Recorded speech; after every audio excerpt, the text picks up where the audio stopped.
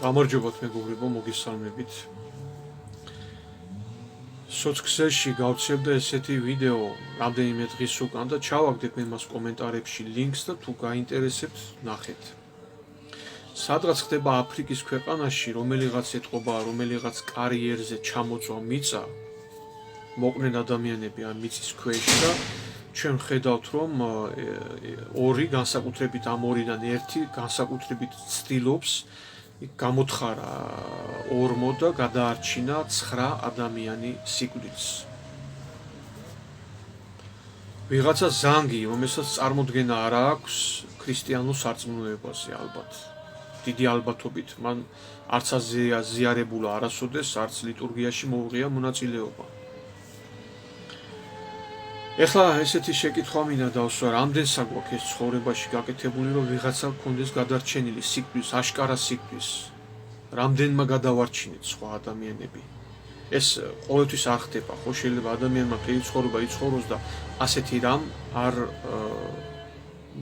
შეემთხვას, ასე ვთქვათ, რომ ვიღაცა სიკვდილს გადაარჩინოს. თუმცა ეს ანიშნავს, რახან არ შეგემთქვა, მოგცემოდა საშუალება გააკეთებდი ალბათ, მაგრამ ყველას არ აქვს ასეთი ფუფუნება, ასე ვთქვათ.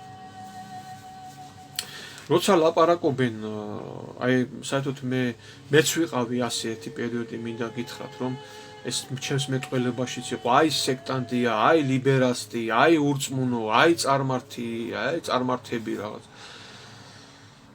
ესეთი მიმართვა ჩემი აზრით და აი მამებსაც, რასაც მე ვეცნობი, ვკითხულობ წმინდა მამებს, არ უნდა ახასიათებდეს ქრისტიანს.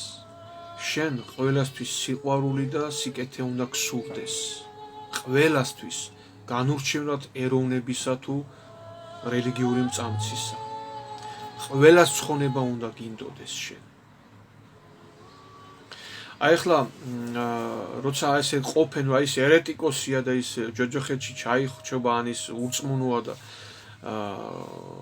აი ზუსტად ეს შემთხვევა იმიტომ მოვიყვანე იმ აფრიკელის შემთხვევა, რომ სულ რომ იმ ცოდვებში იყოს ის ვიღაც აფრიკელი ადამიანის სიცოცხლე გადაარჩინა. და ის თვითონ თავისი სიცოცხლეც, ანუ ღმერთმა შექმნა, ის ურწმუნოც, ის ლიბერასტიც, ის წარმართიც, ხო, ადამიანი როცა ისახება ემბრიონში, მამები გვასწავლიან, რომ სულს აძლევს ღმერთი ამ დროს. ბიოლოგიურად ახლა კვერცხუჯრედი რო განაყოფიერდება და მოხდება საშვილოსნოში და ემბრიონი დაიწყებს არსებობას, ის უკვე ცოცხალი არსება, ადამიანია და ღმერთი სულს აძლევს. როგორ ხდება ჩვენ ეს არ ვიცით, ეს საიდუმლოა. და სხვათა შორის მამები იცით რას ამბობენ წმინდა მამები, რომ ჩვენი სულის ნაწილი ეძლევა მას. ჩვენ შვილებს, არა მარტო ჩვენი ხორცის, არამედ სულის ნაწილი. ამიტომაც არიან, რომ შვილები ჩვენ გვანან ხასიათით. შეიძლება შვილი მშობელთან არ ცხოვრობდეს, მაგრამ ხასიათით რაღაცა შტრიხებით ემსგავსება თავის წინაპარს.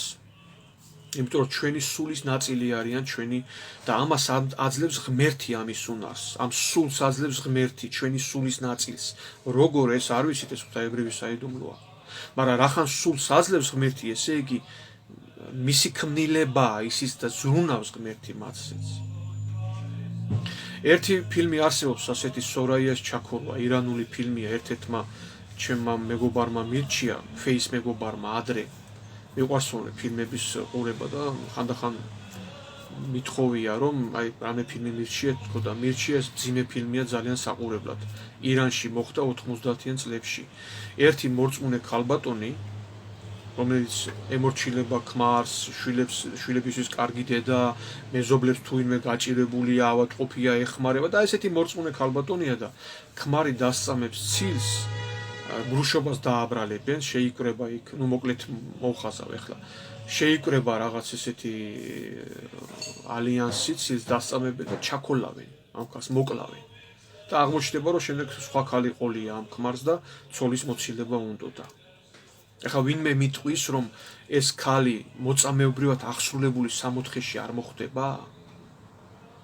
თუ ვინმე კატეგორიულად იტყვის, ამას მე არ მწამს ასეთი ადამიანის სარწმუნოების, მე არ მწამს ასეთი ღმერთის, მე მწამს მოსიყვარულე ღმერთის. ვარდისფერი გზნობებით კი არა, გამსჭვალული ღმერთი კი არა, ღმერთი რომელიც განსაცდელსაც უშვებს ჩვენზე, რომ ჩვენ ამ ტანჯვით შევიცნოთ უფალი. ხო, ეს არ არის ვარდისფერი გრძნობები, მაგრამ ეს არის ღვთის სიყვარული, რომ გადარჩეს ყველა ადამიანი. აი, შენ ქრისტიანს ხო არ უნდა თქვა ასეთნაირად, აი მე მართლმადებელი ვარ, ის ერეტიკოსია და მარტო გადარჩენის გზა ეს არის. მე დავაზუსტებ რაღაცას ბოლოში. შენ მართლმადიდებელ ქრისტიანს უნდა გინდოდეს, აი მე მინდა ძალიან ის ზანგი, წეღა პირველ დასაწყისში რო ვთქვი, რომელიც 9 ადამიანი გადაარჩინა სიკვდილს. ცხონდეს ის. მე მინდა ეს. აი მე ჩემ თავზე არ ვიცი, მე იმედი მაქვს, რომ იქნებ შემიწყალოს უფოლმა და მაცხოვნოს.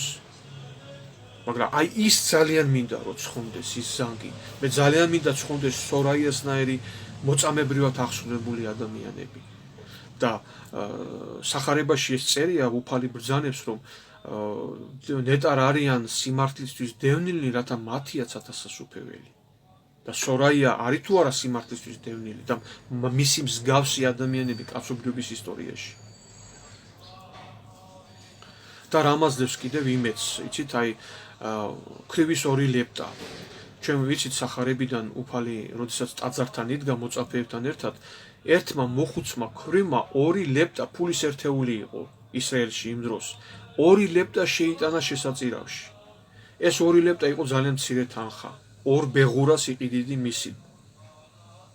მაგრამ უფალმა ეს დაინახა და დააფასა და თქვა, რომ ამ ქალმა ყველაზე მეტი გაიღო, რადგან რაც ქონდაო ის გაიღო და სხვებიო სიუხვისგან იღებენო, ანუ იმათ ბევრი აქვთ და ბევრს ყრიანო შესაწირავში. არა ყველაფერს რაც აქვთ, არამედ ბევრს და ამ ქალსო რაც ქონდაო ის შეიტანა შესაწირავად. და ზუსტად იმ ზანგზე რაც თქვი მე და მსგავსი შემთხვევები ბევრი იყო და იქნება კაცობრიობის ისტორიაში, ხო? იმ ზანგს არ მიეცა ეს ღვთაებრივი გამოცხადება, მართლმადიდებლობა. მან იცის, რომ ადამიანს უნდა დაეხმაროს და ეს გაიღო. რაც მიეცა რა, პატის, ანუ წეღან ადამიანის ჩასახვაზე რატო ლაპარაკობდით, რომ სული ეძლევა, ანუ ღმერთი ქმნის იმ სულს და აძლევს, ხო? და ღვთის ყველა ადამიანში არის აი ეს ღვთის ხატება, ოღონდ დაზიანებული სახით. ყველა ჩვენთაგანში არის ღმერთის ხატება, ოღონდ დაზიანებული სახით და რამდენი ღმერთიც მიეცა, იმდენი გაიღო იმან, სიცოცხლე გადაარჩინა. რამდენიმე ადამიანის. სორაიას კიდე პატიოსანი ადამიანი იყო, პატიოსანი ქალი იყო. ეს მიეცა მას, ეს იცოდა, რომ პატიოსანი უნდა ყოფილიყო და სხვებს დახმარებოდა. ავადმყოფისთვის წამალი მიეცა. შერისთვის ლუკმა გაეტეხა, ეს იცოდა და ამის გამო აწამეს და მოკლეს. რამდენიც მიეცა ღმერთი, იმდენი გაიღო, მაქსიმუმი გაიღო და როგორ ფიქრობთ ღმერთი დაკარგავს? მას რატომ ლაპარაკობ ამას? აი ზუსტად ეს არის, რომ როცა ვლაპარაკობთ ხოლმე ჩვენ აი ესე, რომ აი ეს ერეტიკოსია, ის წარმართია, ის ურწმუნოა, ის სექტანტია. იყო დრო მეც მქონდა ეს მეტყველებაში, მაგრამ ვფიქრობ, რომ ეს ამოსაღებია ლექსიონი, ეს არ უნდა ქრისტიანს ეს არ უნდა ახასიათებდეს ეს ლექსიკონი. შენ უნდა გინდოდეს ყველას ცხონება, უფალმა უშველოს, ღმერთმა უშველოს. მე ძალიან მინდა, რომ ეს აი მაშ რასაც ისა ეხლა საკითხი ასე დადგება, ძმებო და დებო, მეგობრებო, რომ მაშინ გამოდის, რომ ყველა გზა ჭეშმარიტია, არა. არ არის ყველა გზა ჭეშმარიტი. მართლმადიდებლობაა მაცხოვნებელი ჭეშმარიტი გზა, ღვთაებრივი გამოცხადება. მე არჩევნით დავამტკიცე, ასე ვთქვათ, ანუ ჩემში. სხვისთვის კი არა, ჩემზე ვლაპარაკობ, იმიტომ რომ მე სხვა რელიგიებსაც ვიცნობ და მართლმადიდებლობა ჩემი არჩევანია. და მიმაჩნია, რომ ეს ჭეშმარიტი გზა არის, ჭეშმარიტი ღვთაებრივი გამოცხადებაა. მაგრამ აქ საქმე რაში მდგომარეობს, უყურეთ, აი ვისაც თქვენ ურწმუნოს ეძახით, ერეტიკოს ეძახით, ლიბერალს ეძახით, სიტყვაზე დისკრიმინაციულად, ხომ? ის ადამიანი შეიძლება გადარჩეს. იმედი მაქვს, რომ გადარჩება აუცილებლად, უფალი შეიწყალებს სიკეთის გაკეთებით. აი ვიღაც ესკიმოსი სადღაც, ვიღაცა ჯუნგლებში რო ცხოვრობს, თქვათ, ვიღაცა პიგმეი თუ ვიღაცა რა ვიცი მე ჯუნგლებში ცხოვრები ველურია და იცის რომ იმას სიკეთე უნდა გააკეთოს და ბოროტება არ გააკეთოს და თუ ამას გააკეთებს იმას შეიწყალებს უფალი მეტი არ იცის იმან მაგრამ როცა გაქვს შენ მართლმადიდებლობა ღვთაებრივი გამოცხადება შენ მეტი მოგეთხოვება უკვე რა მოგეთხოვება როცა გაქვს ღვთაებრივი გამოცხადება ებრძოლო საკუთარ თავში მანკიერებებს ამპარტავნებას შეუდგები ქრისტესა როცა ინათლები გეკითხებიან ამას ხო შეუდგები ქრისტესა აი რომ შეუდგები ქრისტეს ნიშნავს რომ მიემსგავსო ქრისტეს ეს არის განღმრთომის გზა ღმერთად გახდომის გზა მადლით ღმერთად გახდომის გზა ისწავლო სიყვარული სიმდაბლე დაინახო საკუთარი ცოდვილი ბუნება ეს აი ურწმუნოებს და წარმართებს და ანუ ვისაც არაჯანსაღი რელიგიური შეხედულებები აქვს ის არაჯანსაღი რელიგიური შეხედულებები ამდენს არ ასწავლის მათ მართლმადიდებლობა გასწავლის ამას მარტოში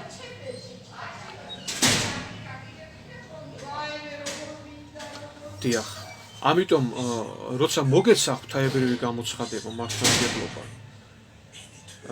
მოგეთხოვება კიდეც და უნდა იცოდე მართლმადიდებელო რომ შენ უბრალოდ სიკეთის კარგია ქველმოქმედება და სიკეთის კეთება ეს ქრისტიანობის შემადგენელი ნაწილია მაგრამ ეს არ არის უმთავრესი არის საკუთარ ცოდვებთან ბრძოლა და ზოგჯერ არის რომ არამართლმადიდებელი შეიძლება უფრო აი ქრისტიანულად იქცეოდეს არამართლმადიდებელი და მართლმადიდებელი კიდე წარმართივით იქცეოდეს აი ურწმუნოსავით იქცეოდეს ვისაც ჩვენ ესე მოიხსენიებთ ხოლმე და მეტი პასუხისგებლობაც ეკისრება ღვთის წინაშე ასე დროს მშვიდობას გისურვებთ მეგობრებო სიყვარულით იოანე